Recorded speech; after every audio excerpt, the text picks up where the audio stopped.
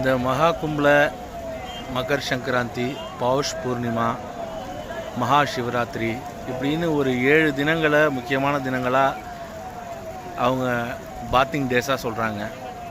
இந்த பாத்திங் டேஸில் விமோச்சனம் கிடைக்கும் அப்படின்னு சொல்லி இந்த மக்கள் எல்லாம் நம்புகிறாங்க. அந்த சமயத்தில் நம்ம ஸ்ரார்த்தமோ தர்ப்பணமோ கொடுத்துட்டு நம்ம இந்த ஸ்நானம் பண்ணுறது. ஸோ நமக்கு அந்த தொடர்ந்து 2 நாள் கிடச்சிருக்கு. ஸோ நமக்கு தொடர்ந்து அந்த 2 நாள் பௌஷ் பூர்ணிமா அண்டு மகர் சங்கராந்தி 2 நாள் கிடச்சிருக்கு. இது பெரிய விஷயம். தொடர்ந்து 2 நாள் வர்றது இந்த 2 நாட்கள் மட்டும்தான். மற்றதெல்லாம் ஒரு 15 டேஸ் 20 டேஸ் கேப்பில் வருது. இந்த சமயத்தில் நமக்கு எதிர்பாராத விதமாக கிடச்சிருக்கிறது பெரிய விஷயம் நமக்கு. இன்னைக்கு பௌஷ் பூர்ணிமா, இன்றைக்கி நம்ம ஸ்நானம் பண்ணது முக்கியமான நாள்.